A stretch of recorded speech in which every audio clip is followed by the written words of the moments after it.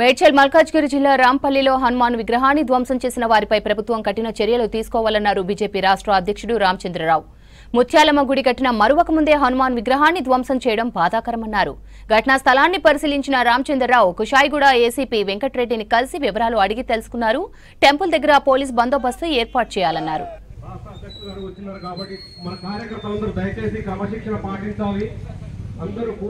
ఆంజనేయ విగ్రహము ఈరోజు మనందరికీ ఆరాధ పురుషుడైనటువంటి ఒక దేవుడుగా భావించే ధైర్యంగా ఇచ్చేటటువంటి ఒక దేవుడుగా భావించేటటువంటి ఒక మన ఆంజనేయ స్వామి హనుమాన్ ఏ దేశము హైదరాబాద్లో కాదు మొత్తం దేశంలో ప్రపంచంలో కూడా హనుమాన్ జయంతి హిందువులందరూ జరుపుకుంటారు.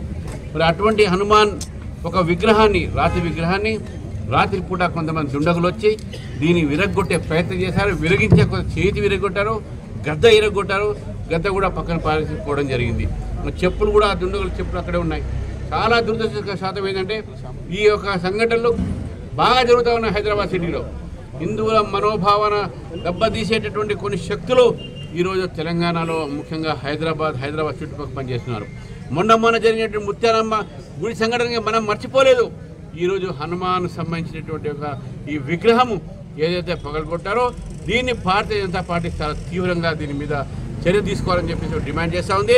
లేకుంటే భారతీయ జనతా పార్టీ దీని మీద ఉద్యమిస్తుంది.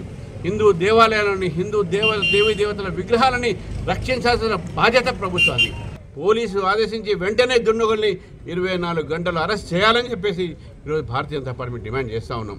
ఇక్కడ సీసీ కెమెరాలు ఉన్నాయి, ఇక్కడ జనం తిరుగుతూ ఉంటారు. అయినప్పుడు కూడా ఈ సంఘటన జరిగిందంటే ఇది మన హిందువులు అందరికీ కూడా ఇది అవమానకరమైనటువంటి ఒక సందేశం ఇస్తున్నారు కొంతమంది. ఈ దుండగులు ఎవరైతే మన రాష్ట్రంలో మన దేశంలో మన ఒక హైదరాబాద్ నగరంలో ఈ మత సామ్రాజ్యాన్ని రెచ్చగొట్టేటువంటి ప్రయత్నం చేస్తున్నారో అటువంటి శక్తుల మీద వీరందరూ కూడా చర్య తీసుకోవాలని చెప్పేసి కూడా మీ ద్వారా